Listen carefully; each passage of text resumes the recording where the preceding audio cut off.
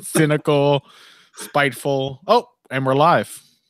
Yeah, well, that's part of the package. Becoming like a Pete Holmes type of host now, Zane. I'm like, oh, are we recording? And you're like, yeah, man, we just keep it relaxed. Ask me about religion. I'm not asking you about religion. Come on.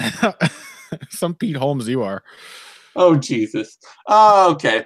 Welcome, everyone, to the MMA Vivisection with me, Zane Simon. See, yeah, I did a religious bit there. You didn't even... And you just no-sold it. Zane, you made it weird, okay? That's what you need to know. Okay. Welcome to the MMA Vivisection with my co-host, Connor Rebush. And we are here to talk about UFC on Fox 27, or as I started out calling it, the latest UFC methadone card. Yeah, your latest fix that you don't enjoy it, but you need it. Yeah. And we were talking about this before, and partially this is a big Fox card, and so we were all supposed to, this is supposed to be a little something. Like I was even looking like the recent Fox cards going back, and you've got the Lawler Dos Anjos card that was the last Fox card, and then before that you had Weidman versus Gastelum. And before that, you had, damn it, I'm blanking here now. Johnson Hayes. So a flyweight title fight. Mm-hmm. So you had like two relatively near top contender fights and a title fight, and then you just get Jacare versus Brunson too. And yeah. Connor said that the two kind of really buries it. Like a rematch of a fight that nobody, was just kind of a fight years ago, where Souza just ran over Brunson in like a minute. Yeah, the two is really the rotten core of the moldy apple. You finish picking off all the fur and stuff on the outside. You're like, well, I guess I can at least eat the inside of this apple. Take a big bite. And there's just a rotten, mushy core in there. The two, just being reminded that Jacare, like, forgettably knocked out Derek Brunson in a fight that meant nothing like 5 years ago. And now we're doing it again. I don't know why, but it's just sort of the nail in the coffin that makes it hurt that this is our main event. And it's not even like it's a bad matchup. It makes sense, but yeah, compared to like even something like Gastelum Weidman, it doesn't feel like anyone's being built towards anything. Yeah, it really feels like, oh, these two guys are top 10 middleweights, and these are two dudes that have both, like, within the last year. Is it the last calendar year? Were melted by Robert Whittaker. The last calendar year. A year and a half, within the last year and a half, have both lost to the middleweight champion. Yeah, they're both thoroughly destroyed by the middleweight champion. so it feels very much like they are irrelevant at the current moment. So yeah, this card just, like, there are a bunch of cool fights on this card. There are fights that I am excited about. This whole card as a whole is just like, it's a bunch of sixes. If we're going like out of 10, it's like sixes all the way down and maybe a few fours. Mm-hmm. And yeah, if you got nothing else to do, it's one of those cards. If you got nothing else to do, most of these will probably be fun, but I don't blame you for not giving a shit. Yep, exactly. So we're gonna do our best to make you give a shit, because we did watch all the tape and do give a shit. It's just, even for us, it's a bit of a struggle today. Yeah. I mean, you know how methadone is now actually becoming outdated, and they're replacing it with like new, less harmful and more helpful sort of faux narcotics. Mm-hmm. I think that the new faux narcotic is moat fighting. Yeah. And it's starting to feel like methadone just didn't get it done anymore. That may be true. All right, so let's jump into the bottom of the prelim card with a guy who lost on Dana White's Looking for a Fight, or Dana White Tuesday Night Contender. I mean, the other Dana White brand. Yeah. and a guy from LFA. Yeah, I love selling it from that angle. And a guy from LFA. Yeah, Austin Arnett was. It almost felt like he was the favorite based on the commentary on that Dana White's fight. Like I just remember watching it, and they kept talking about his karate style and his laser right hand, and yeah, those things are definitely there. He's got nice fluid striking. Um, but he does feel like in this matchup that it does feel that Austin Arnett is the more one note fighter, that he really focuses on getting that right hand, and he really has a preferred range at which to use it. That was the big problem he had with Brandon Davis, is that Davis just kept pressing forward, did not give Arnett any of the space he wanted. And so as the fight went on, those right hands became few and far between, and he had to eat a lot more shots in order to deliver them. And Corey Sandhagen is an elevation fighter, and he definitely looks like a very varied natural mixed martial artist. Yeah, that makes sense. Like I was trying to think, I was like, I didn't, take the time to look at his gym, but I was watching, I was like, where is this guy fighting out of? And then you say Team Elevation, I was like, oh, okay, I see like the Ludwig. There's got to be some Ludwig. Yeah, I don't think Ludwig works with everyone from Elevation, but watching him fight, but watching him fight, like now that clicks for me. It's just like, yeah. Okay, yeah, that makes sense. He looks like a Ludwig fighter. He has just like a whole range of kind of unorthodox movements and ways of sort of shifting into his strikes, very fluid. And he's also, unlike Arnett, seems really comfortable shooting for takedowns and working on the ground. He's definitely still at the stage in his career where it's like there are a lot of mistakes being made, especially in scrambles, where he will get a strong position or lock in a submission and not quite have all the details right to get it. And so then he'll end up getting reversed or what have you. But based on the limited experience he's had, on what I've seen of it, he looks really fluid and comfortable in those wild scrambles. And so I expect that well-roundedness to kind of be his key to victory here. I'm going with Corey Sandhagen. Yeah, the big thing for me watching Arnett's footage, like, and this is one of those things too, where I was like, oh, now I get what happened with that Brandon Davis pick when we picked him to beat Kyle Bochniak, which made sense. I mean, it still made sense on paper ahead of time. Bochniak, and that was the best Bochniak ever. Yeah, Bochniak came in looking much better than ever. But you watch the Davis fight, and Davis is like, his pressure is just working and clicking and everything and all this volume.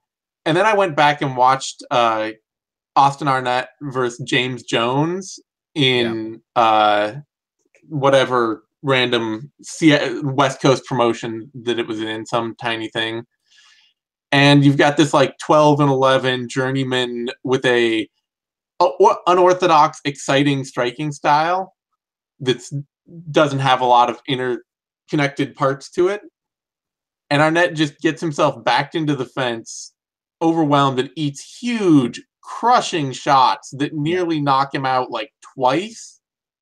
You realize how big a part he had in making Davis look so good. Yeah, and it's just like, this guy really does not handle pressure well at all. And the biggest adjustment he'd made between the Jones fight and the Davis fight is the addition of more volume, of throwing more combinations, working better to do more, to make his right hand work as part of a chain of strikes rather than just sitting back and waiting. But when he does get pressured and he does move backwards, he tends to just kind of like, oh, I'm fine defensively. I'm just going to drift back here. And I got caught and I'm now like slumped against the fence and somebody help me really quickly. And that seems like the biggest problem to me against Sandhagen, who I don't think is a great athlete. And I think he might struggle. He might struggle as like a less athletic Lando Venata without the wrestling, where like his one loss is to a guy who could just pick him up and toss him around, and in the UFC, guys who can just outmuscle him and not really fall into his traps of his tricky offense and his willingness to just be wild are going to hand him losses. But Arnett does not seem like an overwhelming physical force who's going to push Sandhagen and really make him pay for a lack of physicality. Mm-hmm.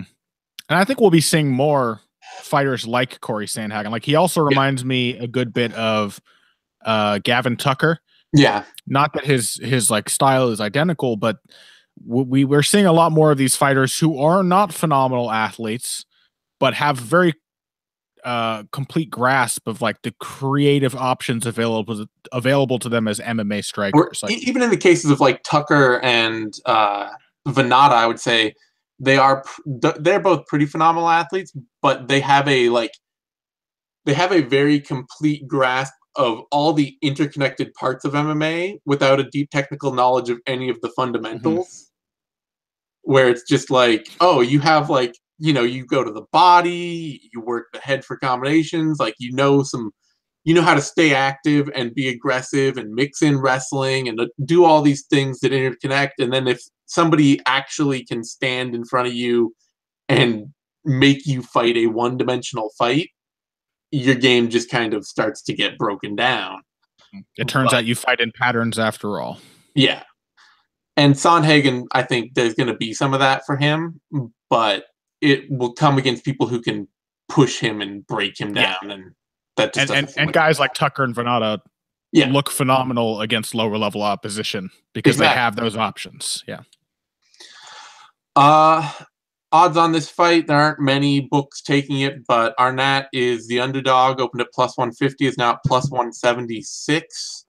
And Sandhagen opened at minus 190, is now to minus 220. So I don't like those odds getting too long. Sandhagen, as he's not, I don't think, as good an athlete as Tucker or Venata, and is a guy who wants to get into the pocket and work crafty combinations at some point.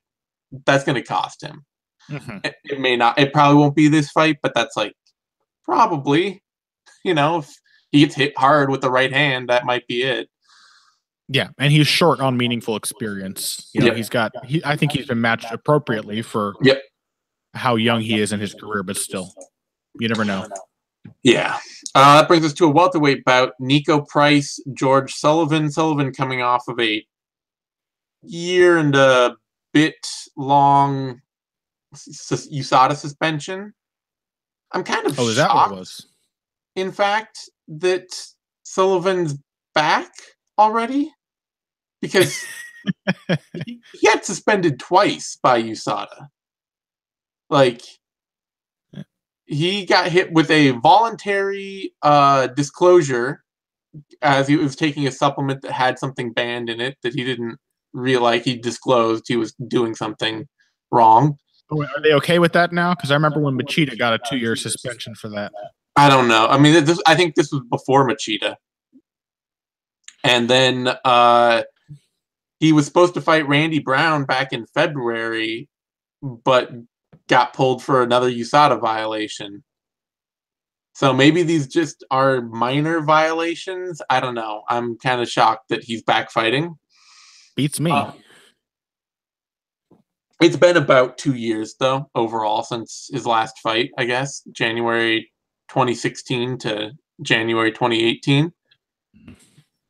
I'm just kind of generally picking Nico Price here, mostly because these are two kind of janky range power strikers who Sullivan's a bit more of a get after the fight anywhere, try to close you down into the clinch and out wrestle you and just make the fight kind of hard and sloppy. If you know what I mean. But I thought I did, but now I'm not so sure. But he's also a little more fragile, I think, than Price. And a little less fluid and a little less athletic, a little more predictable. Price is very much a one power shot at a time kind of guy, but he delivers that power well. He's got a slight reach advantage, and he's tough. He's hard to hurt, and he is he just seems a little more composed in general. Sullivan seems like he just kind of gets a little wild, a little carried away, tends to come in head hunting and leave himself open for counters. And this should be enough for Nico Price to find the a single power shot he needs. So I'm going to take Nico Price, probably by stoppage at some point.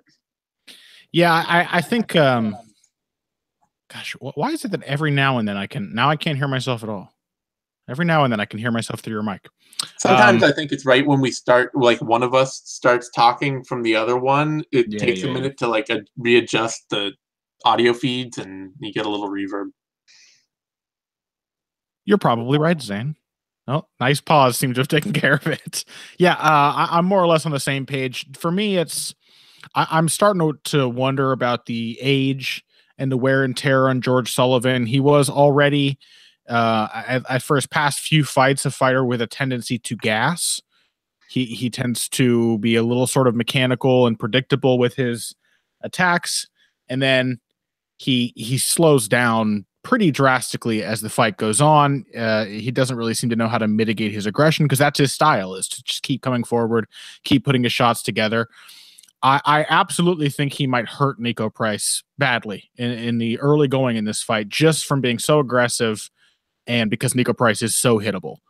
But I also think that as he slows down, Price's like weird gangly style of punching is going to become fairly dangerous for him.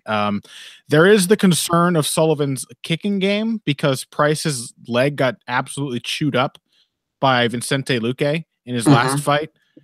But again, I think the sort of predictability of the rhythm of George Sullivan's strikes, the way that he just sort of, he's content to just kind of load up and take 3 obvious steps into a low kick. I don't know. Price is just wily enough and 8 years younger enough that I think that's going to be, he's going to be able to pick up on those things so long as he can survive that early rush. Yeah, I mean, I wouldn't be surprised if this went to a decision. If Sullivan won it, Price's style is not made to win rounds at all. No, not really.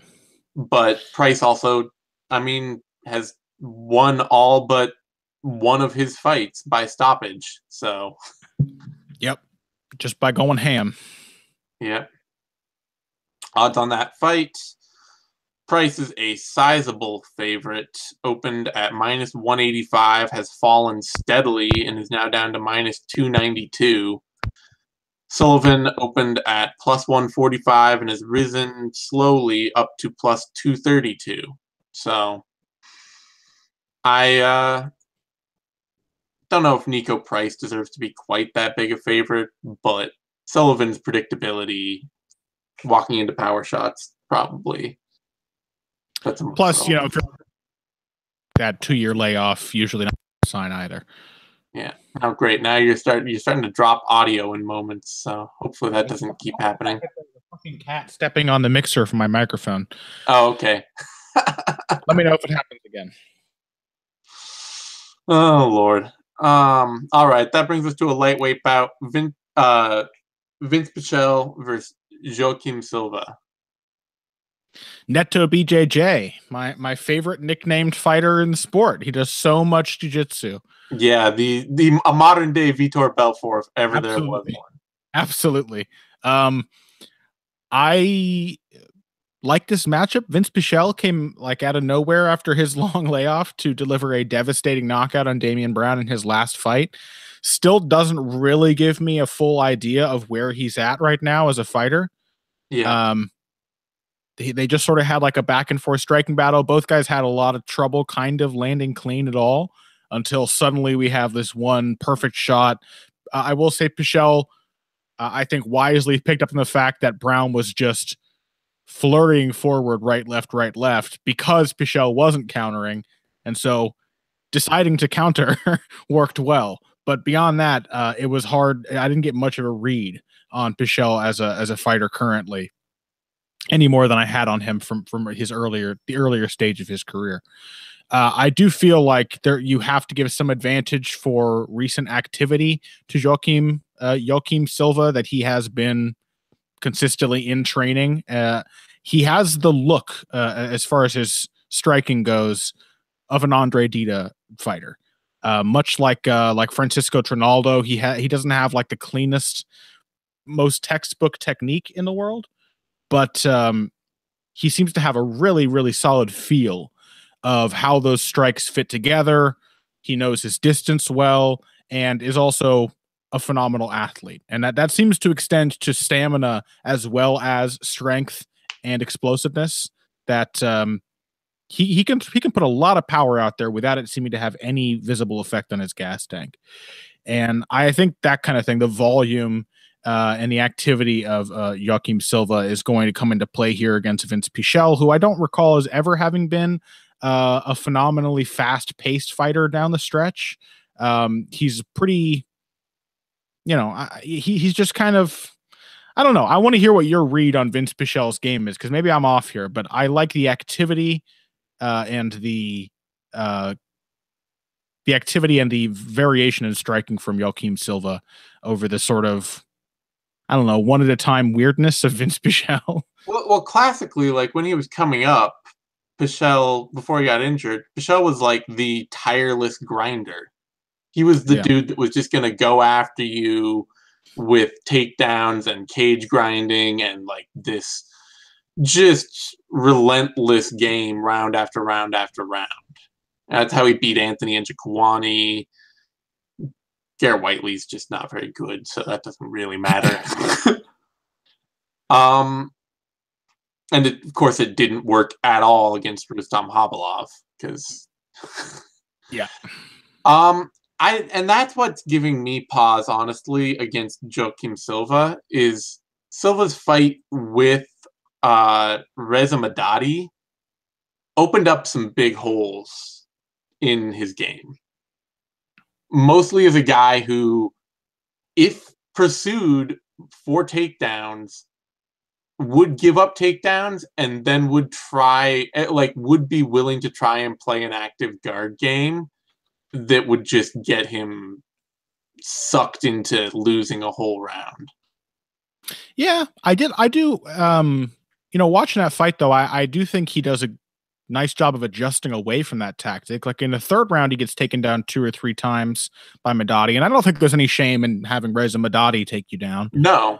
And actually does a really great job of scrambling back to his feet. He's really athletic, so the way he can sort of move his hips and just shimmy out of what seems to be a deep takedown, even after his butt hits the ground, stands out to me. It does, but I also, we're talking at that point about like a 38-year-old Reza Madadi. I mean, Pichel's not young either, I suppose, but I just get worried that, like, Pichel, at least in the Damian Brown fight, looks like a better striker than Reza Madadi. A more functional, capable striker. I mean, I think a lot of what happened with the Brown fight, he's still hittable. This is not like he's a, magician or anything out there. Is that he's trying to work on a game that's counter heavy and it's all about slipping in the pocket and finding counters and being like active defense. And a lot of that early on just meant getting hit by Damian Brown because it's like, do I defend now? Do I slip now? Do I counter now? But he actually did end up slipping a lot of punches from Brown. A lot of Brown's flurries just didn't land. And we'll see how deep that counterpunching game goes, but it is worth pointing out that Neto BJJ's Silva's first fight in the UFC with Nazareno Malagari, he got clipped a lot by counterpunches in that fight. And I'm a little worried, like, Reza Madadi hit him a few times just leading with, like, big power shots that Pichel also, has showed he could vary his game up with against Brown too. Like he stepped forward with some nice power striking that I like the look of. And I'm going to give Pichel the edge here. Like if he can get takedowns all fight and he can land just enough on the feet to keep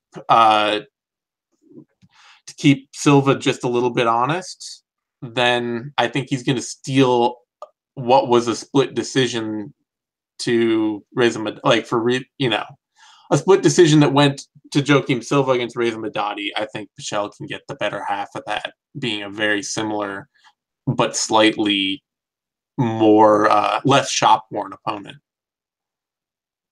Yeah, could be right. Makes sense to me. I'm taking Pichel here, and odds on this are pretty dead even. Pichel opened at plus 110, is now at minus 110. And Silva opened at minus 150, is now at minus 113. And I like that evenness. I think that Silva's lack of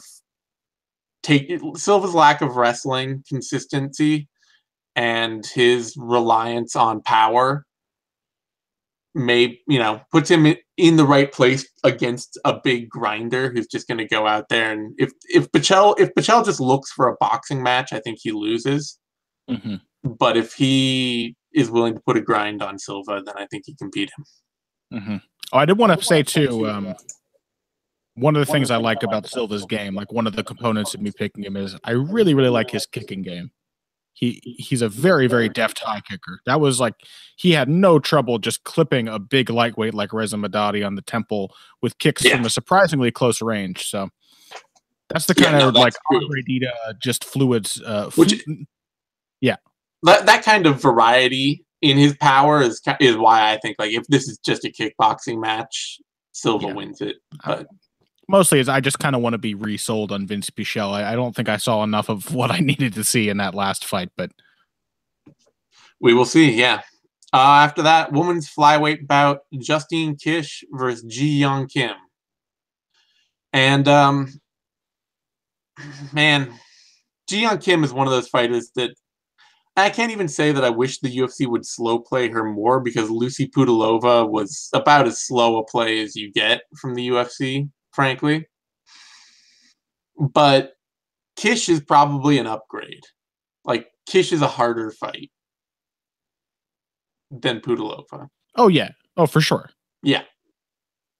And that is not great for Yeon Kim, who is a fun power boxer. And when she can get into a rhythm, like, she gets hit too much because she's Korean. I don't know. It's just something in the water over there. Yeah. But I mean, yeah, the main thing is she is too fun to get a slow treatment, especially in a division as completely barren as women's flyweight. Yeah. She gets hit too much, and she has trouble finding her range. Like, she wants to be a pocket boxer, but she spends a lot of time on the outside looking for opportunities to, like, jump into the pocket. And in MMA, especially like in women's MMA, a lot of women are much more like, let me just stay way outside and try to, like, pot shot with one thing. Especially now, like, I think there used to be a lot more of the, like, just get inside and brawl mentality in women's MMA. Mm-hmm. But you get a lot more women now who are just like, I'm going to try and stay as far outside and just, like, pick off single shots as possible. Mm-hmm. Kish isn't that, though. Kish is going to probably try and walk her down and trade with her and brawl with her. And for that, this is going to be a fun fight.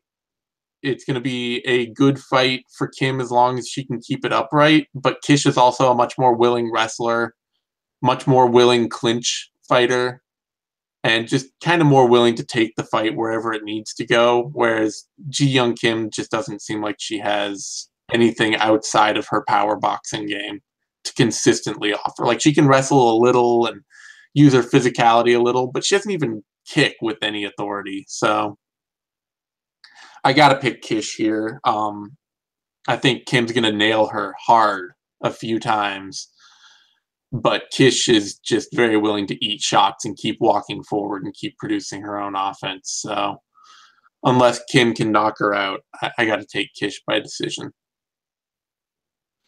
Yeah, it's really the depth of Kish's game, like the fact that she can do all these things that keeps her in this matchup. If this were a boxing match, I would heavily favor Kim, because I think she's a considerably better and more natural boxer than Justine Kish. Yeah. I'm gonna striking, like, her head is upright, and it's like, you can tell she spent a lot of time because the punches come out quickly in combination, but they still somehow really wouldn't. So robotic. Yeah. She's just sort of just marches forward. There's no fluidity to it. And it is absolutely easy to time her. So I think, like, regardless of how this plays out, Kim is going to be in it as long as they're on the feet, and she's going to be landing shots. I'll even say, like, the defense she showed in the Pudilova fight wasn't bad at all. It's not bad once she gets going, but there's still a lot of like. Yeah, but I think she's a counterpuncher. Like, she had to get her reads on what Pudilova was giving her. By the time the second round of that fight rolled around, she was like slipping, throwing uppercuts, putting her combinations together. There was head movement built into her punches, so when she did start to exchange, she wasn't particularly easy to hit. You would have to at least be an experienced fighter who can think through wild exchanges to find her head, because it's always on the move when she's throwing. And like that does make me like her chances, because like Kish is just fantastically hittable. And really, really predictable. But Kish has the clinch to go to. Kish has the wrestling. She has her physical strength. She has the kicking game. She has a lot of options. So as long as Kish is wise enough to use the full breadth of her game, this is a winnable fight for her. But if she gets pulled into a boxing match, or even just a striking battle at boxing ranges, she's going to get lit up a lot by Kim. So I'm going to go with Kish, but I think it could easily go either way. Yeah, it's true. Kish's style is built to minimize her best assets. But Kim is just like, she just doesn't have the experience enough. She got away with a very incredibly hyper limited game, fighting people that just weren't good enough to punish her for it. And so she built a very limited style because of it. Yeah. And we may see that there's depth to that game that she's been working on, or depth that we just haven't gotten the chance to see yet. But until we see it. Yeah. It would have been nice to see it against Pudilova, who is even that much more beatable. Yeah, no, but she just went ham on her with counter punches. Jeon Kim is a sizable underdog here. Opened at plus 170, adjusted up or moved up pretty quickly to plus 257. Has stabilized around there for a bit and is dropping again now down to plus 243. Still pretty long odds. Kish opened at minus 230, adjusted down to minus 270, got all the way down as low as 339, and is now moving back up to minus 305. So a little late movement towards Kim and away from Kish. Probably, I don't know. I mean, I think that's a little wide on Kish. It seems like an adjustment that would come down the line just because, you know, even Kish's wins, like if I'm remembering correctly, the Yoder one was reasonably clean, but her other wins, like over Markos or over Nina Ansaroff, that was a fight I thought Kish lost. And the Yoder fight, she let Yoder in a lot more into that fight than she needed to. So yeah, well, she in both of those fights, Yoder landed less than 10 punches fewer than Kish. Yeah. And Nina Ansaroff hit her with about 20 more significant strikes. Yeah. So like I said, I'm very tempted to pick Kim here. It really is the versatility of Kish that has me favoring her. Yeah. So I think like dead even odds would be appropriate. Yeah. Kish being a wide favorite kind of ignores just how close she's made fights that like the Yoder fight is about as easy a matchup as she could get, and she still made that fight hard on herself. Mm-hmm. What was the line on Kim again? The line on Kim is plus 243 right now. I see no reason not to place a small bet at those odds. I really don't. Like, I don't bet, so I'm not going to tell anybody anything. But that is either way. Like, that's too wide. There's no reason for Kish to be favored that much over Kim, who definitely has the boxing skills to hit Kish's extremely hittable chin. Yeah. Women's strawweight bout next. Randa Markos, Juliana Lima. We're gonna find out. Is Randa Markos actually a top strawweight or not? This is what Juliana Lima is in the division for, is to just be that benchmark. If you can't beat Juliana Lima, you're not ever going to be a contender. And if you can, you're probably already a contender. So now Randa Markos, you know, like Juliana Lima tends to lose when she cannot just easily out wrestle her opponents. She uses her size well. She likes to stall from top position. She likes to just get on top of people and hold them down. She's actually got one of the more technical offensive wrestling games in women's MMA. Yeah, no doubt. And I have a very hard time getting a read on like what Randa Markos's wrestling game is like. Like she hits, just look at these fight metric numbers for a moment. She hits an average of about 1.6 takedowns per 15-minute fight, which is not bad. Like that's pretty decent. Defends almost exactly half of all takedowns attempted on her. So like you look at her records of how many takedowns she's hitting in her fights and alternating back and forth. It's like against Carla Esparza, she gets taken down 4 times, but wins. Against Alexa Grasso, she scores 4 takedowns, but loses. Like there's just never any consistent control coming from it. But there's definitely the tenacity and the pace of Randa Markos. It's the willingness to chase those takedowns, to press into the pocket, to exchange punches. I think that might be to her advantage against Lima. Like if Markos can come out here and maintain her ideal range and can continually press Lima, who does not like to fight at much of a pace, then I think she might be able to overcome whatever happens in the wrestling battle, whether she's the one pushing takedowns or it's Lima scoring them with ease. So I'm going to go with Randa Markos to be able to scramble free of takedowns the way she did against Carla Esparza and to just be aggressive enough to win the moments of the fight in which she's not wrestling. Yeah, the thing I think with me, for if Lima had ever submitted anyone ever, I might pick her here. She had a ground game to augment that wrestling. But she's literally never won a fight by submission. I don't know that she's attempted one in the UFC. I think she goes for like strongman subs, if I'm remembering correctly. Like she does like Kimuras and straight armbar, maybe Americana for mount, that kind of shit. Yeah, maybe I'm misremembering, so don't quote me on that. But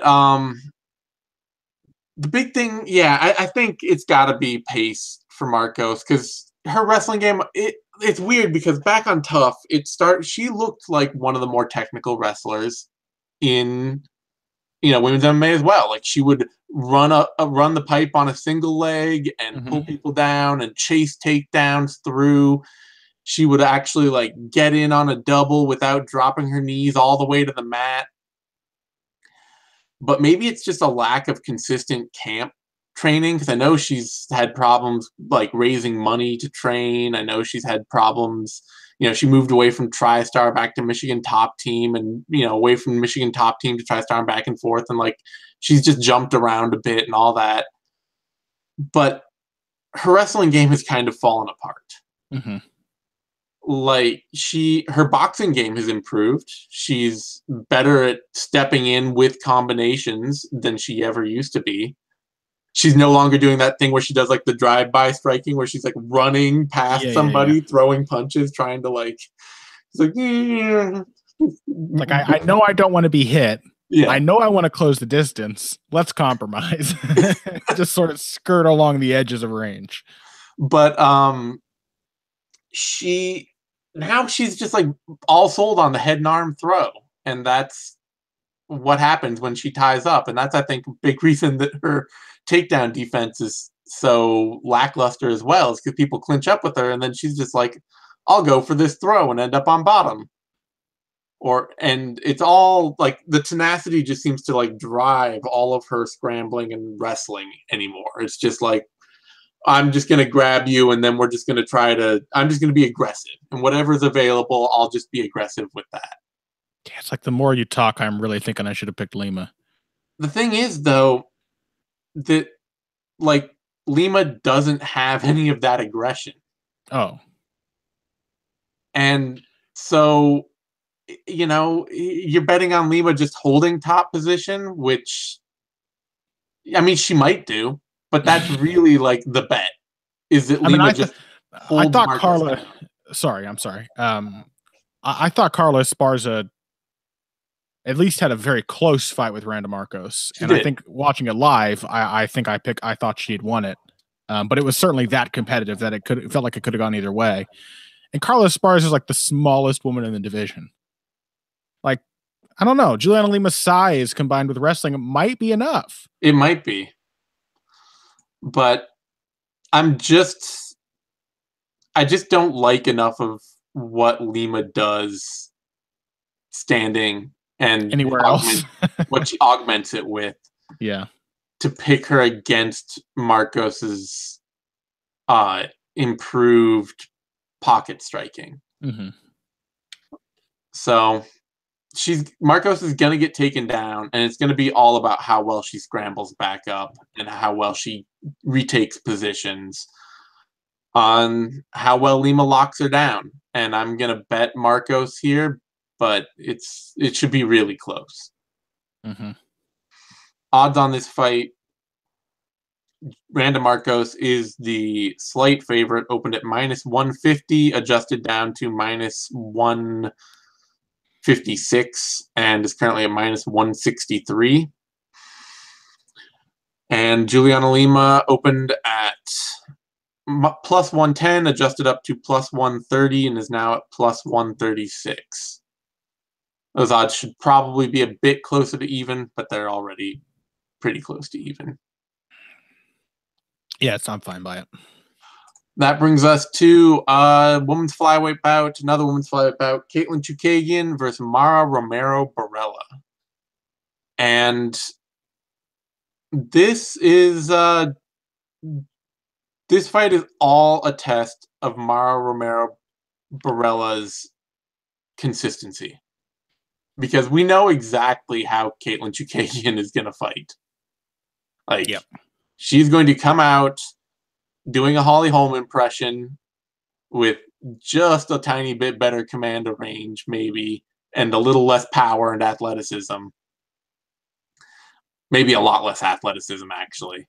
A much less athletic, but I would say significantly sharper and cleaner Holly Holm. Yeah. And she's going to throw volume, and if you're confused by that volume and you just kind of let that volume happen, she's going to win the fight. Yeah. And if you actually go in and physically tie up with her and just try to, like, you know, be the bigger physical fighter in the cage and muscle her around, you can beat her. I mean, that's exactly what Liz Carmouche did, and it worked to perfection. And that's the kind of thing that Lauren Murphy got started very late in that fight, but it would have helped her a lot earlier. Mm-hmm. Borella has some of that, but it's all a question of how often she uses it. Because so often she just seems like she's willing to just sit and wait. And she'll look for, like, just the right counter punch with her head way up and online, or just the right single power strike to lunge in with. And in the meantime, she's not getting anything done. And if she can pull the fight to the ground and get the fight on the mat, what we saw, she immediately ran shop on Christine Faria. But I don't trust her to be able to do that against Chookagian consistently. Like, I just don't. Chookagian might get taken down, might get submitted, but Borella, like the fight she had with Milana Dudieva, who I realize is good in the clinch and powerful, but is not good at anything else technically. Just kind of, it looked too inconsistent for Borella. It looked like somebody who, if they can just push you around physically for a moment, then that moment counts for everything. And if they can't in that exact moment, will immediately, like, go to things that don't work. So, I mean, guess who else had remarkable success wrestling Kalinda Faria? Jessica I. Yeah. I don't know how much that says about the quality of Mara's wrestling game. Yeah. So I'm more willing to bet on Chookagian's round-winning volume striking than I am Borella's power, just sort of beast you into my grappling game. but it could happen. I mean, she could just come out and do exactly what she did to Faria. Come out, tie her up, throw her to the mat, get mount, and get a submission. I'm just not going to bet on that. Yeah. Can't add too much to that. Katlyn Chookagian, the volume, the pace, the consistency. Like that's really what I like here. I will say, like, even though 125 is somehow the UFC is just adding divisions in the most insane ass backwards way possible. They added women's bantamweight first, which is not a great weight class. They went to 115 next, which is a good idea, but then they went from 145 to 125. When to me, like, clearly the best move to make is to open up women's 105, open up atom weight, where there's tons of talent. But anyway, I will say that I like the fact that Katlyn Chookagian gets to move down, because I have had my eye on her. I think she's a really consistent fighter. She just delivers an intelligent kickboxing performance every time in the cage. And she was undersized at 135. And despite that, she still was really, really competitive. In fact, beat Irene Aldana, who was a massive women's bantamweight, and still did really well against her just based on striking skill, her command of the craft. So I think at 125, she might actually be lining up for a title shot before too long. And I mean, obviously it's a shallow division, but I like her volume. I like the mechanics of her striking. She is not a bad technical defensive wrestler. It's really that she was just being out-muscled. And she's actually quite capable off of her back as well. She's really not a bad submission grappler. She can at least hold her own on the ground and not just get rolled over instantly. That gives me more pause than anything, though, because she's willing to play a lockdown guard game. Like, she will go for a body triangle from guard. True. It's just like, if she is willing to play off of her back. Yeah, really. But I do think, based on what we saw in like the Carmouche fight, we're probably going to see more of Chookagian fighting to her strengths and trying to shut down those takedowns rather than playing on the ground. And if she does that, it really is her fight to lose.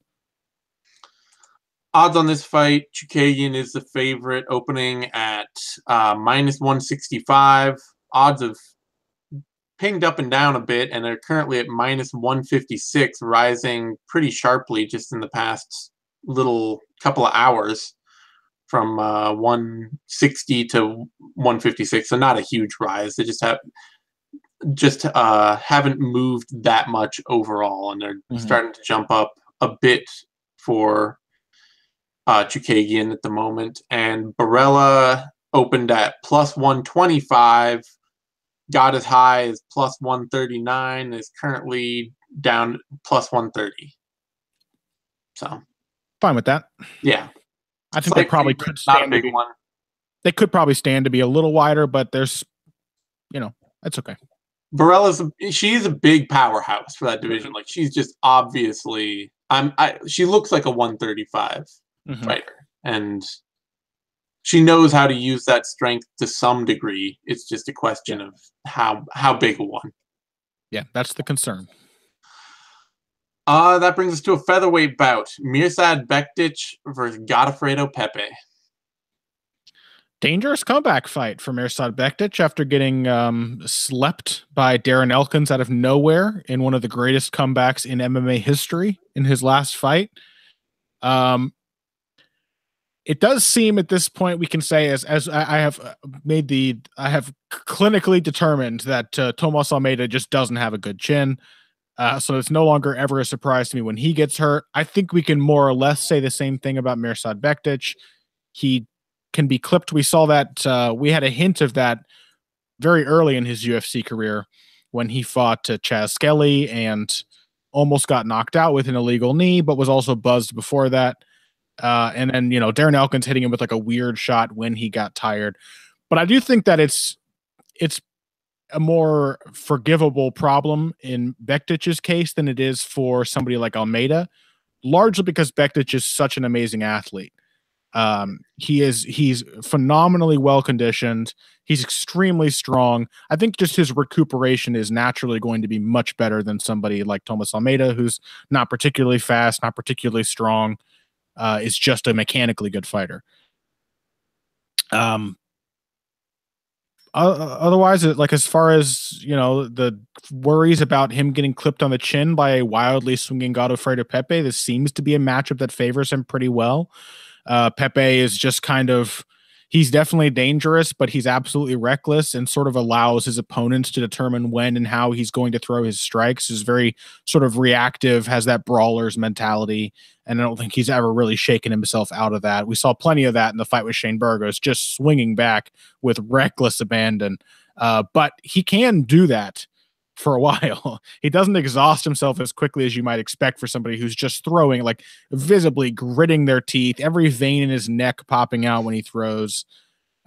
So, we'll see down the stretch. It's Mirsad Bektic's fight to lose. He's got the wrestling advantage. He's got incredible top control. He pushes an insane pace, but it is still a fight that will test whether or not he learned his lesson from that Darren Elkins fight, if he can take his foot off the gas, if he can control his pace a little bit and stop an experienced fighter from coming back at the end of the fight. So we'll see how he handles it, but it does seem to favor him pretty heavily.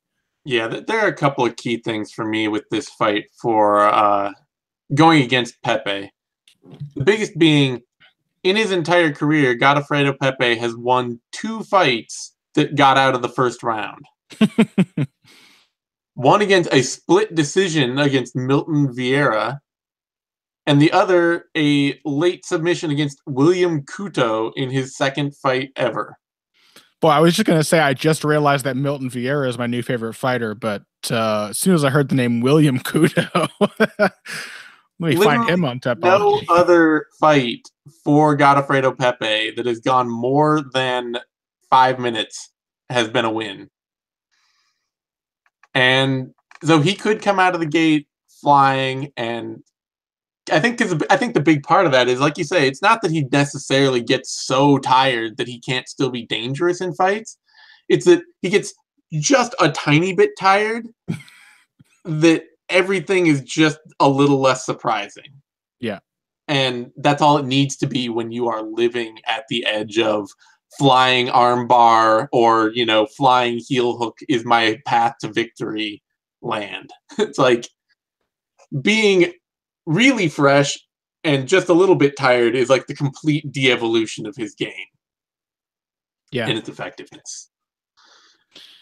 So it's like a reverse test of to find out whether Mirsad Bektic can take his foot off the gas early in order to win late. We're going to give him someone who's exceptionally dangerous early. Yeah. Rather than somebody who finishes strong. And the problem for Bektic has never been getting hurt early. Like, he's an intensely durable and powerful fighter early. He might take a few shots, but it's not like, oh, he has trouble getting going. Like, he just came right out of the gate against Russell Doan and put it on him from the start and won that fight in no time flat.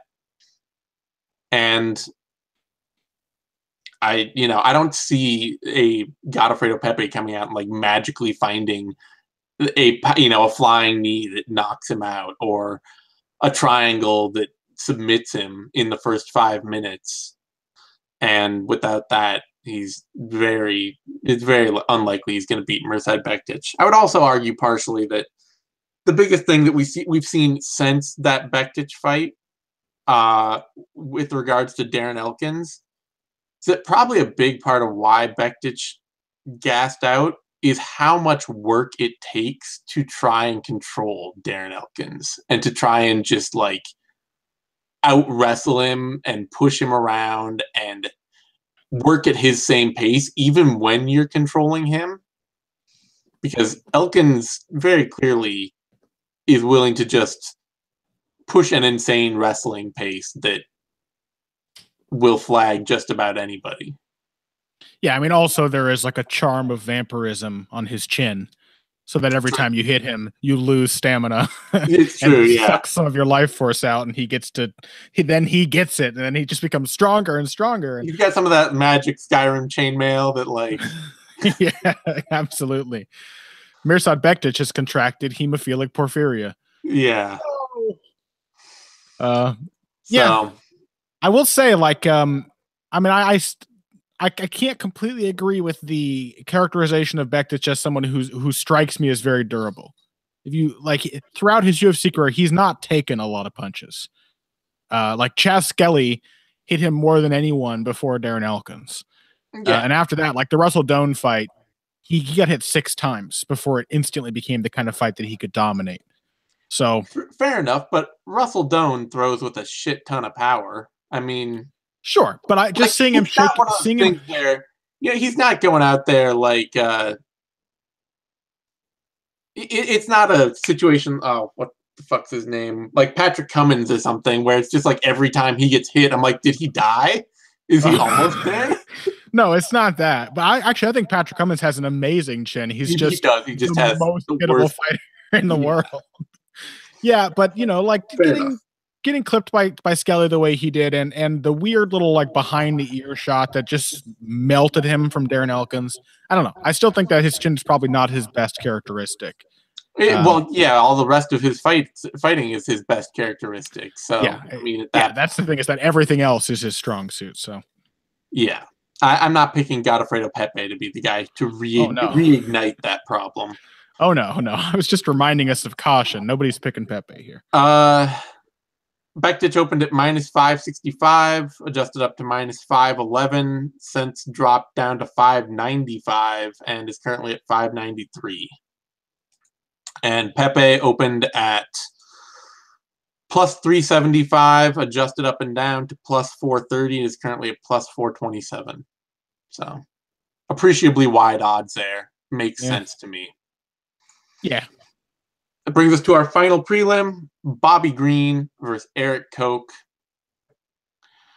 And I am glad they made this fight, because it seemed like just the right fight of dudes that at one point seemed like they were going to be like top, near top contenders, and then now are just like these really seasoned, very good, but not quite elite vets. The battle of guys with surprisingly impressive wins buried in their records. Yeah, exactly. Who can challenge the very best on any given night, and can beat anybody on any given night, but might lose a few weird fights to people that you wouldn't expect. Yeah. The biggest thing though is that Erik Koch just, man, does he look like the dude who fought like Francisco Rivera in 2010 and nothing else. I mean, I realized that his career since then has been this sort of up and down, injury-plagued mess. But for a dude who's now got a decade worth of fight time under his belt, like, you can see some of the experience in there, the comfort. He looks like this very natural, composed fighter.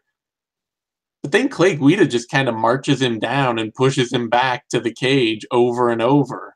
And people are like, oh, well, it's Erik Koch against a wrestler. And, that's just the way, it's a striker versus wrestler, and the wrestler wins out. It's like, yeah, but 2018, I mean, Clay Guida's looked like a much better fighter since he went to Alpha Male.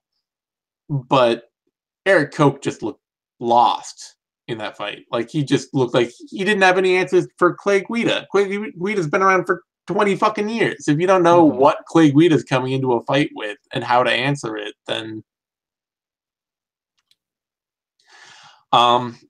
and that's really kind of the big thing. Like, Koch has a powerful high kick that he likes to throw, and a powerful left hand. I mean, he's southpaw, right?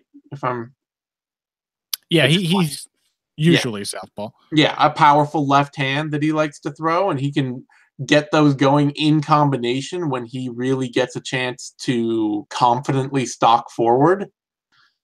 But otherwise, he's kind of a one-note striker who is not hard to push back. And once you push him back, I mean, this is like the Rufus Sport thing. It's just like, oh, I went back a little. I guess my whole game dissolves now. Yeah. And Bobby Green, there's a very good chance that Bobby Green just comes out and gets dropped by exactly the kind of shot that Lando Venata put on him. And then Koch follows it up and finishes because he's a more composed fighter with more time to hone his style. And he hits hard. But if he doesn't, Green, he's shown the ability to roll and be a slick combination boxer in spurts. And then what we saw out of Green, the biggest thing is what we saw out of Green in the Rashid Magomedov fight feels like exactly the way to beat Erik Koch, which is to come in, push the clinch, pressure him to the cage, and make that pressure count. Because even like Koch was able to out-muscle Shane Campbell for stretches, but Shane Campbell like put Koch's back against the fence repeatedly, just like working a little bit more technique and working a little harder. And it's just like, if even Shane Campbell, who is way less athletic than your standard lightweight, is giving you trouble, tying you up, then I got to pick Green here, who has largely been very durable over his career, minus that one Dustin Poirier knockout. I got to pick Green to be able to push Koch back, make this fight dirty, and take a decision. Yeah, durability in general like really stands out to me as a difference between these two. It's not just the ability to absorb a punch, but just like general durability. Bobby Green has been remarkably consistent. He had a 2-year layoff there after the Edson Barboza loss, and I'm not sure if he was injured or if he was just inactive. Almost a 2-year, like a 1.5 year layoff there. But other than that, he's been really consistent throughout his career. He's just like every year he gets 2 or 3 fights. More recently, he's gotten less. He's also been, losing more, and he had that layoff in there. But mostly it's been Bobby Green just sort of plugging away. And as you noted, Erik Koch's career has just been riddled with these long layoffs. Not only him getting hurt in fights, but just injuries of all manner, of all description. There's just sort of this general idea that like in a Rory McDonald kind of way, that Erik Koch just can't take physical punishment the way somebody like Bobby Green can. And that's aided by the fact that Bobby Green also pushes more of a pace than Erik Koch and has more options at his disposal. It's not that Erik Koch can't wrestle if he wants to wrestle or what have you, but stylistic flexibility is definitely on the side of Bobby Green, that he is just a more comfortable clinch fighter, a more comfortable wrestler, just as willing as Koch to kickbox, but I think a little better at turning that kickboxing, transitioning from that into something else, whether it's into boxing, like the way that Bobby Green likes to march forward square doing Muay Thai stuff. And then he gets in close and suddenly he's angled off like a boxer, and then he's sliding into the clinch. Green's just a crafty fighter with a lot of options at his disposal, and he can take a shot well enough to use those options. So yeah, I think Bobby Green is, if he looks anything like he did in the Magomedov fight or the Lando Venata fight, that toughness and determination are going to be what it takes to beat Erik Koch. Green is the favorite over Koch, opening at -160, adjusting up and down to -160, and currently at -165. Erik Koch is the underdog, opening at +120, adjusting up to +140, and is currently moved up and down a bit to +138. I'm fine with that, honestly. I don't think it should be too wide. Like I say, he's an experienced fighter at this point. He's got power in his hands, and the way Bobby Green went down early in that Venata fight, like, he was practically out. If Venata had been able to be a little more composed and find his follow-up shots, he would have won that fight. So there is a good chance that Koch can find an early power shot with Green walking in and trying to shoulder roll off something and not getting there quite and drop him. But Koch he gets too easily pushed around and overwhelmed, and his ability to fight off his back foot does not make me inability to fight off his back foot does not give me a lot of hope. Yeah. Brings us to our first fight on the main card now, welterweight bout, Drew Dober versus Frank Camacho. And it's going to be a war, Zane. It's going to be a war. Yeah. Is this you? Yes, this is you. All right. It's going to be a scrap, except that Drew Dober is going to look to wrestle. And that's about it. Frank Camacho, if you don't know him already, you should have already been turned on to the fact that he is a must-watch fighter. If he's on a random card, he's just always exciting. He threw like he went to war with Damian Brown. I'm just looking at fight metric here. He went to war with Damian Brown. And still in the third round of that fight, let go 159 punches, 159 significant strikes attempted in the third round of a fight that had basically been contested at that pace the whole time, which is pretty crazy. He definitely gets tired. He definitely gets hit, but he just keeps on swinging. And that's why he's fun to watch. I do think that Drew Dober's flexibility is going to be a big factor here, though. Dober is definitely not as slick with his boxing. He can be caught on the chin with clean counters when he's coming in behind his strikes. I think the exchanges are going to be risky for him, but Drew Dober is also a very powerful and fast kicker. And with each fight, more and more is looking like a really capable wrestler.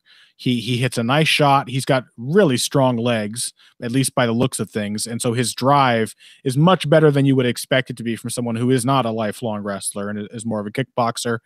And he's just grimy. So, the same kind of consistent aggressive mindset that Camacho has, but focused more on things like grinding and exhaustion.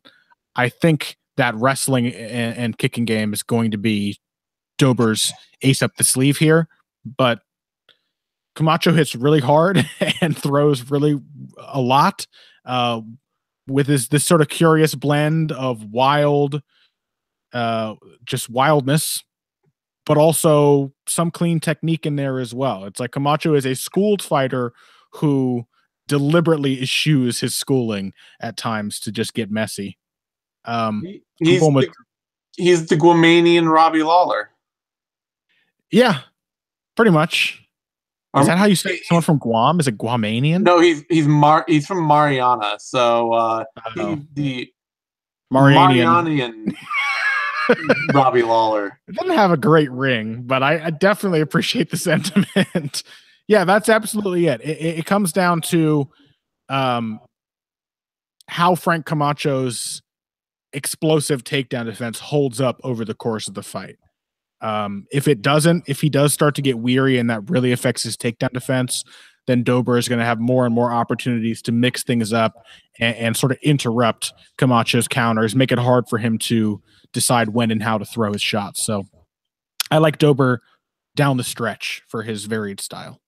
And the thing for me is my biggest fear is actually Dober's power early.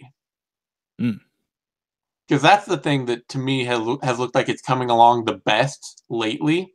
Although it's hard to really take that from Josh Berkman. But his knockout over Jason Gonzalez was nice, although Gonzalez is a beanpole who's there to be hit. And his knockout over Berkman was nice. And that's something that's been his problem classically, is that first of all, he's a volume kickboxer from Nebraska, which, what the hell? Who kickboxes out of Nebraska? Yeah. But he just didn't have, as a volume kickboxer built like a brick shithouse, he didn't have a lot of stopping power. Mm-hmm. All of his early stoppages were by TKOs late in fights because he would just kind of overwhelm people with his fighting style as the fight went on. And then, in the UFC, he's kind of had to take some back steps, figure his game out, develop a deeper wrestling game, get his feet under him better. Slowly transforming from Michael Bisping to Rafael dos Anjos. Exactly. If he can stop Frank Camacho early with that power, Like, that's the thing, is because Camacho has been knocked out a couple times, but it's only in, like, the opening round. Yeah, you got to catch him cold. Where he can be caught really early when the fight's still just not warmed up and he's not, wasn't braced for it and isn't in the rhythm. Or he's probably not going to get knocked out because he gets to, his ability to roll with punches, his comfort in the pocket, his ability to see things coming tend to carry him from getting, like, even, he got hit hard all fight by Damian Brown and it never did anything to trouble him. He was getting lit up by Li Jingyang, like in a fight that his gas tank failed him and he got really tired late in the fight and was just getting tagged. And it was fine. Yeah. So there's that. Otherwise, I'm not actually sure that Dober's wrestling is good enough yet. His top control is good enough yet to take Camacho down and keep him down. And if it's not, Camacho is just a much slicker, more comfortable puncher inside. I don't think he has to keep him down. I think he has to make him work to get back up. I think he has to grind him and just force. Yeah, maybe Dober can do that well enough to win that fight. But Camacho is a much better fighter than Scott Holtzman, and that's pretty much the only time that Dober has made that style of success in the UFC. Didn't he hit an early takedown on Berkman as well? Maybe, but it's Josh fucking Berkman in 2017. Yeah, fair enough. Yeah. Let's not take... I think he tried for a couple, and Berkman kind of stuffed him for a minute. But I don't trust Drew Dober to be able to do what he did to Scott Holtzman to Frank Camacho. Camacho's a better schooled, better scrambling, better combination punching, better pocket punching fighter. Significantly more dangerous fighter. Significantly more dangerous. And I think Dober is going to struggle to get takedowns or keep them when he gets them. And then he's going to have to find himself in a pocket striking battle, because it's not like he's some long-armed sniper. He's kind of got to wade in with short hooks, and he can find them with power, but he tends to set up the same couple of punches every time he comes in. So he gets hit a lot for it too. Even Olivier Aubin-Mercier was cracking him over and over just with behind a jab. Bloodied him up. These numbers on Fight Metric. Frank Camacho, 53% strike defense. Drew Dober, 55. Not great. Not much separating them. Also, another thing that doesn't separate them, Drew Dober is also phenomenally durable. Yeah. He also is very tough. But this sounds like a recipe for a fun fight. So it does. I'm going to take Camacho to just be busier round to round, to land more good strikes and win. But if Dober can get enough control, then yeah. Or if he can just crack him early with like one kill shot to put him away. But I'm not betting on that. I see it as Camacho's pace versus Dober's versatility. I think it's going to be really fun scrap though. Camacho is... Where's these odds? Damn it. Why can't the odds on this just be in a row? He's at the bottom now. Camacho opened at plus 150, adjusted up and down to about plus 140, and is currently at plus 145. Not a lot of movement on that after initial adjustments. Drew Dober opened at minus 190, adjusted up to minus 167, and is currently at minus 174. Is there an over-under on that? A total? Over 2.5 is minus 110. Under 2.5 is minus 110. Man, I wish there was if there were underdog odds on the over for just two guys being phenomenally durable. Like if people were expecting a finish, I would take that bet, but no, there's nothing there. Dober by TKO KO is plus 319. Camacho by TKO KO is plus 388. But yeah, I mean, there's a reason I was looking to bet the over on that total. Yeah. These guys are tough. All right. That brings us to a lightweight bout. Jordan Rinaldi, Gregor Gillespie. And Gillespie's going to run shop on Jordan Rinaldi, like, really, really badly. That's pretty much the entirety of my breakdown.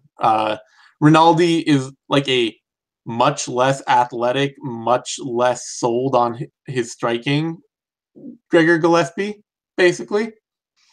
A guy who has tended to work on shots from too far out that he just pressures through and stays on until he can get the guy to the mat and let his grinding, grappling wrestling game take over. He got out-bullied by Abel Trujillo in the late career, not really very much of a bully Abel Trujillo stage. Yeah. And Gillespie, like, someday he's going to meet a dude that's too big and hits too hard and is too technical for him to be a lightweight anymore, because he's just a tiny lightweight. But until that day comes, he's going to wade into the pocket behind mechanical power punches and then wrestle like his life depended on it for 15 minutes. Really technically, really well. And that means he hits harder, has more confidence, has more aggression, pushes a better pace, has better takedowns, and a much better top game than Jordan Rinaldi. So, yeah, it would be a shock if Jordan Rinaldi won this fight. Yeah, but he got a Von Flue choke, Zane. Come on, think about that, okay? Two other people have gotten Von Flue chokes in the UFC. The guy named Von Flue and the guy they're thinking of renaming it after, St. Preux, okay? That makes Jordan Rinaldi exceptionally special. Yeah, I mean, I don't feel like I have no matter how much footage I watch, I never feel like I have a great read on Rinaldi because there's just not much that really stands out about his game. He's sort of like, yeah, he likes to do a lot of what Gillespie likes to do and just doesn't seem to do it quite so well. And I had this notion that he was going to be bigger than Gillespie, that was, but he's not really. Like, he's an inch taller and his arms are an inch longer. And so I don't think that Gillespie's size, especially because I think Gillespie still looks like a substantially better athlete. Looks like he's got better drive, more explosive power, more sudden quickness than Rinaldi does. So in a battle of like two grinders, one of whom is just way more technical and way more explosive, I got to go with that guy, which is Gillespie. Yeah. It's a must fight. The moment it got booked, I was like, what? Why? I don't know. This has got to be one of those, both guys just want to fight. Like, Gillespie just wants it to be on this card. He wants to get fights. The UFC is like, well, here's the dude who's ready to take it. Yeah, I mean, I think it'll probably be fun to watch. Like, there's going to be some decent scrambles. Rinaldi is certainly a willing grappler. But I don't think it'll last that long. No? No. Is Rinaldi, what's Rinaldi's like durability like? He's been knocked out and submitted once. Otherwise, he's mostly just hasn't fought very many very good, dangerous athletes. Like, the people who knocked him out and submitted him are easily the best athletes he's faced, other than he has a win over Dennis Bermudez early in his career. Yeah. His record, like his fights, are just kind of like, oh, okay. That's what a fight record looks like. Yeah. Gillespie is a sizable favorite, opened at -405, adjusted down to -515, is currently at -535. And Rinaldi opened at +285, adjusted up to +410, is currently at +415. So, nothing too surprising about that. Brings us to a featherweight bout. Dennis Bermudez, Andre Fili. Speaking of Dennis Bermudez, now we're setting up the rematch between him and Jordan Rinaldi. That's how out of ideas we are. If Rinaldi can beat Gillespie, he can rematch Bermudez, being the second man to ever defeat the guy in Dennis Bermudez who gets beaten like on a regular schedule. Yeah, I mean, I think really this comes down to the wrestling and the athletic ability of Dennis Bermudez. Andre Fili has some of the striking chops to give Bermudez problems. Like Fili can do a half-hearted version of what like Max Holloway did to Bermudez way early in Max Holloway's UFC career. And it is crazy to think that I don't think Bermudez's game has changed noticeably in almost any way since then. He's exactly the same guy, but he remains a fixture of the featherweight top 10 because he is an exceptionally good athlete. He can do everything at a really reasonably high level of proficiency, and he pushes a crazy, crazy pace. So people don't get much time to think about the fact that he is exceptionally vulnerable to counters and has no defense whatsoever once he starts attacking. But I just don't think Fili is cool enough under pressure delivering those kinds of counters to find the right one. I mean, it's always possible, but once you get inside Fili's arms, once you start to put that pressure on him, he starts to fall apart a little bit, gets a little messy, and that is where Dennis Bermudez finds his single leg. That's where Dennis Bermudez works his way into the clinch and starts delivering short strikes. That, I don't know, Dennis Bermudez just has a lot of options because of the aggressive nature of his style. And again, I just think he's too powerful a wrestler for Andre Fili to stuff those takedowns and stop that forward onslaught. So I'm going with Bermudez. I mean, Andre Fili has literally gone win-loss, win-loss, win-loss, win-loss, win-loss. Yeah, if the pattern holds, then yeah, Calvin Kattar has just set Dennis Bermudez up for a loss. No, because Fili beat Artem Lobov last time. Oh shit, I forgot about Lobov. Okay, so he's definitely going to lose. Lobov has set Fili up for a loss, and that could be it. Otherwise, though, I don't know. I'm kind of getting the feeling that Dennis Bermudez is. I'm kind of getting the feeling that his time as a top 10 guy might be at an end. Like, maybe he's just starting to lose because he hasn't evolved at all or changed at all. That everybody's kind of starting to figure out how Dennis Bermudez fights. I mean, it was kind of amazing. Like, I'm a big fan of Darren Elkins, but it was kind of amazing how much success Darren Elkins had against Dennis Bermudez early, even like striking, even landing counter shots on him and out wrestling him, and all just making him pay for being a dude who I was watching tape on him, and I think a lot of what it is that Dennis Bermudez just kind of thinks that he should be able to bully you. Mm-hmm. And so, like, if anything isn't working perfectly, he's just going to be like, well, I'm just going to bite, grit and, like, come in harder. And he also is unwilling to, like, once he starts to set a foot forward, everything else must go forward. Like, there's no, like, oh, I started to get there's no probing in Dennis Bermudez's game. There's no testing waters. Yeah, no, like, oh, I started, okay, I threw a punch, it didn't land right, or it didn't go right, I'm going to get back out and reset at range. It's like, no, you finished the combo. Yeah, that didn't work. I better throw 3 more. I'm coming in on a straight line. And then a low kick, followed by a single leg. Yeah, you got it. Everything is just like, next part. Yeah, he's relentless in the worst way. And Fili, like, he has an athleticism gap, and he has the ability to kind of panic when people get inside on him. But he's also never really been... I mean, maybe it's partially he hasn't faced a fighter like Dennis Bermudez yet. But it's also like he's never... Like, the Dennis Bermudez game has never really been what's beat Andre Fili either. Who has out-wrestled Andre Fili? Let's go ahead and check that out. Hakron Diaz couldn't do it. Good sign for him. Yeah. And otherwise, most of what he's been beat by are better strikers. He hasn't really fought any other really good wrestlers. He hasn't really fought any wrestlers, yeah. So, like, my feeling on Fili is just that the Bermudez style is probably something that beats him. And he's not a great athlete, but I don't even think he, like, mentally falls apart under pressure so much as I just don't think he's that technically proficient. No, yeah. Like, I just don't think he's really good in close. He's really, I don't know, but this is enlightening. My feeling is that he's just creative enough and he's just sharp enough in single strikes that he's going to find Bermudez waiting in on one of those combination chains. That's often all it takes. That could happen.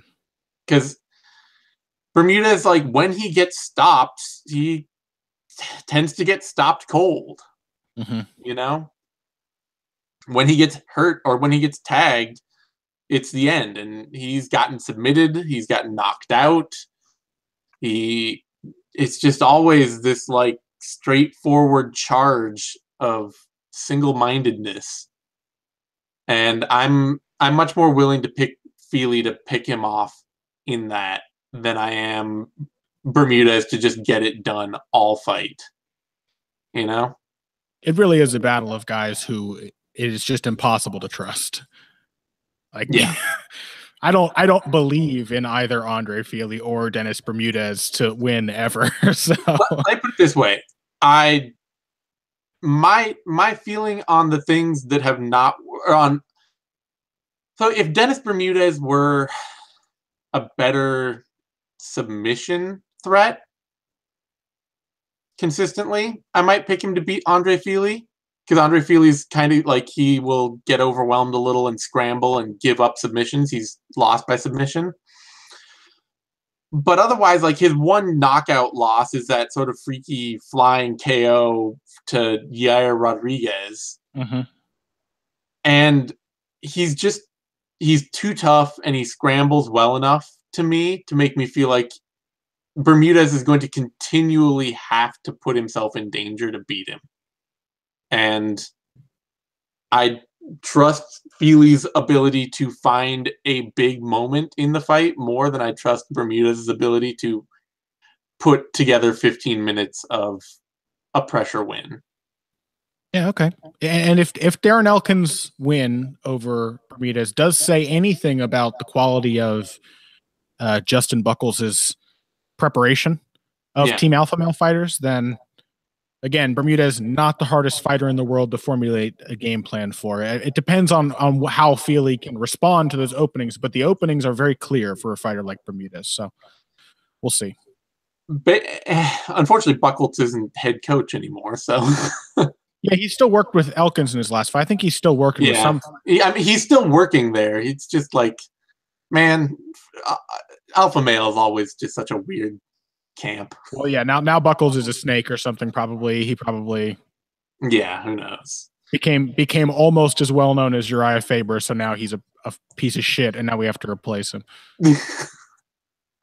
All right, Andre Fili is the underdog in this fight, opening at plus 150, adjusting down to plus 130, and currently at plus 130. Bermudez opening at minus 190, adjusting up to minus 145, and drifting back down to minus 157. I can see why that might be, but honestly, I kind of think it should be a little closer than that. Bermudez just, his last two losses, I just look at Andre Fili and I'm like, this man cannot stop a Dennis Bermudez takedown. I don't know. Yeah. I just have this feeling that the wrestling is going to be a rude surprise for Andre Fili. It may be, because like I say, looking at his record, there's just not any of that kind of wrestling on it. Yeah. Which is kind of weird. Like, there's actually a pretty strong crop of wrestlers at featherweight, and Fili has just been, we're now realizing, the slot him in against that new striker we signed guy in this division. Yeah, I don't know how he hasn't fought Alex Caceres yet, but that fight has to happen at some point. Oh, it's coming. Dudes that just get to fight other random strikers at featherweight. Yeah, I mean, he's going to lose this one because that is how his career works. And Alex Caceres just got scheduled to fight. Who was it? Oh, I don't even remember now. Oh, Artem Lobov. Artem Lobov. Right.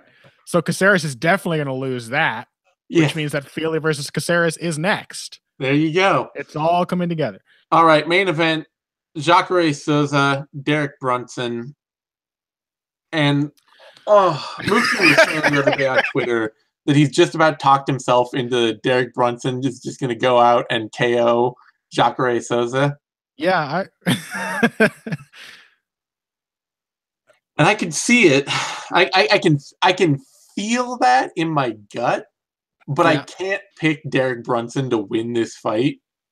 Because watching Jacare Souza's actual recent losses, like, he came out immediately against Robert Whittaker, took him down right away, took him down again, got his back, and, like, won the first round of that fight decisively. Got hit a few times, but took the shots and, was able to get a lot of work done grappling and wrestling against Robert Whittaker, whose takedown defense is phenomenal. Yeah. And obviously he came out and ran shop on Tim Boach using a range kicking game until Tim Boach threw a kick that he could catch and just, tore him to the ground, put a Kimura on him like it was nothing, beat Vitor Belfort, had that crazy back and forth fight with Yoel Romero. And so my sense that Robert Whittaker fight proves that Jacare is somehow washed, I just don't feel it. Like, he's old and he's not gonna get younger, and he's probably hit a point in his career that things are starting to fall off. He's no longer the elite athlete. He doesn't quite have the same little, like, dart into the pocket, windy hook game that he did that is so, I think, a product of athleticism. But he's still a crafty, capable fighter who wrestles and grapples extremely well. And he's fighting Derek Brunson, who, if that had been the Machida of 5 years ago, would probably not have won that fight. Like, he didn't beat Lyoto Machida using any, like, secret, like, oh, I'm secretly much better fighter than I used to be, and here's this amazing punching techniques and, like, my amazing draw counter or something like that. He got hit a few times, and then the next time Machida swung in, he planted a wild counter shot on him that dropped him. Yeah. And against Dan Kelly, he just threw the same punch 5 times over, and then it hit Dan Kelly once. Yeah. It's Derek Brunson is fascinating because he's like a fight. You see so much of him at this point. Yeah. And yet I feel like I know nothing. I feel like I know nothing about what to expect from him on any given night, what improvements he may or may not be making. Like, how is his game developing? Yeah. I don't know. He looks just as raw and ugly coming forward. He just, he walks one foot after the other, winging wild power shots, most of which don't land. And then on the counter, he doesn't really have a counter game. And when he's just out in range, he tends to throw a lot of little meaningless front kicks, which to me seem primed to get caught by Jacare, scooped up, and turned into a takedown. So he could catch Jacare. Jacare could just be washed. He might be able to just out grapple Jacare, or, like, get himself scramble up. He's never been submitted. So there's that. But he's also never been taken down. But similar to Andre Fili, you look at his UFC record and it's like he got taken down by Yoel Romero. No, Derek Brunson did not. Didn't? No, I think he got knocked down. I'm pretty sure, looking at Fight Metric, he's got 0 listed takedowns. And that was a fight in which, having just rewatched it, that was like Romero not wrestling. I knew it was Romero's not I don't wrestle anymore days. Yeah. It was actually Brunson hitting the takedowns on Romero because Romero was that's right. That's what was so not wrestling that he just wasn't even thinking of it. But yeah, otherwise, the best grappler wrestler he's fought are Dan Kelly and Ruan Carneiro, both of whom he could just blitz right out of the gate. Yeah. So Jacare remains like the best kind of grappler the most capable wrestle grappler that he's gonna have fought, other than Romero, who just didn't wanna. We can confidently say that Jacare is going to test Brunson's defensive wrestling and grappling more than anyone he has ever faced. Yeah. Like Romero would have been that guy, but Romero didn't try. So Jacare is going to be a whole new experience in terms of wrestling and grappling. And none of the way that Brunson throws himself off balance or is passive on defense inspires me to say he's gonna have that answer. Yeah. If Robert Whittaker didn't have the answer, I know Brunson's bigger, and that may be the deciding factor here, but I hate to pick Derek Brunson just because he's bigger. Yeah, it feels eminently possible that Derek Brunson could run out like a maniac and just hit Jacare on the chin. And I think that the tricky thing is that for all that we don't know about Derek Brunson, I also think there's quite a lot we don't know about Jacare Souza, like namely, where is he at right now? Watching his fights, I think he's actually been declining in small, subtle ways since like the time of his Okami fight, where volume's been going down. He's been getting a little slower, a little more hittable, getting shaken up a little more easily. So I think we're already in like the post-prime Jacare era. Oh, yeah, we should be. Yeah, we're well into it. It's just that Jacare is like in his prime, such an incredible athlete and such a skillful grappler and wrestler that it kind of hides it. You don't get the chance to see how past his prime he really is until he fights like a really in his prime athlete like Robert Whittaker. But is Derek Brunson like composed enough or thoughtful enough to pick at those holes in any kind of planned way, or is he just gonna? He's gonna go out there aimless like he sometimes seems to do with no plan and just like hope to land a bomb because he hits really hard. It might work still. Is he going to run out there and put a ton of pressure on Jacare and try to knock him out quickly? That might work too. But it's really, really hard to pick Derek Brunson over Jacare Souza. And a lot of that comes down to the fact that Brunson has never had to actually go toe-to-toe with wrestling or grappling the likes of which Jacare possesses. I just think